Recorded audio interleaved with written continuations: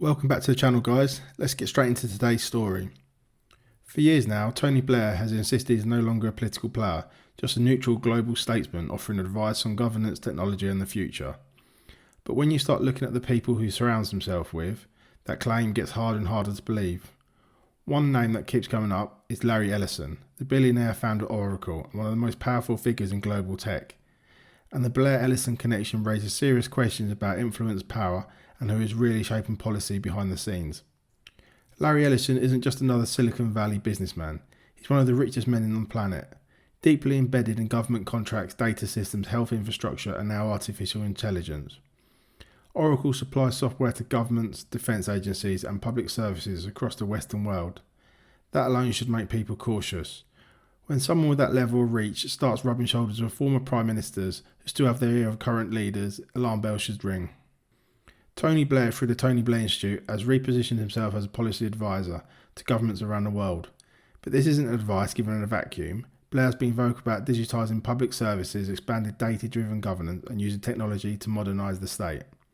Conveniently, these are exactly the areas where companies like Oracle stand to benefit the most. No one is saying there's a secret contract signed in a dark room, but these overlap of interests is impossible to ignore.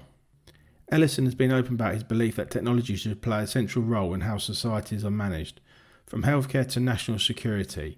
Blair echoes the same language, talking about digital ID, centralised systems and efficient governance. To ordinary voters, that often translates into less accountability and more power concentrated at the top. When policies sound like they were lifted straight out of a corporate boardroom, people are right to be sceptical. What frustrates many is that Tony Blair operates in this strange political grey zone. He's not elected, he's not accountable, yet he's constantly advising governments, briefing leaders and shaping narratives.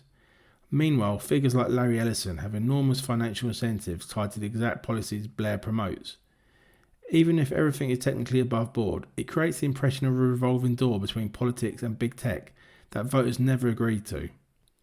This is why Blair remains such a divisive figure today. It's not just Iraq, it's not just the past, it's the sense that he represents a political class that never really leaves power.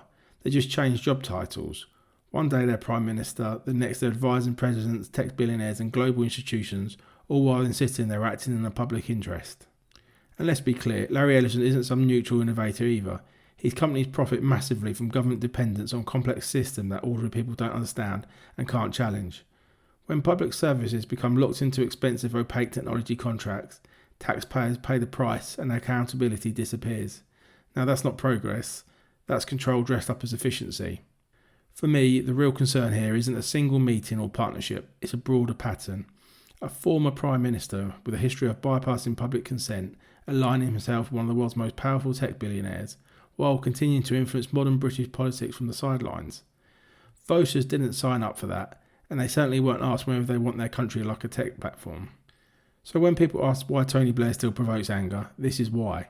He never really left, he just upgraded his network. And as long as figures like Blair and Ellison sit quietly in the background shaping the future, the public has every right to question whose interests are really being served. Thanks for watching, guys. If you want more honest political commentary and don't want to miss what's really happening behind the headlines, hit that subscribe button and drop your thoughts in the comments below.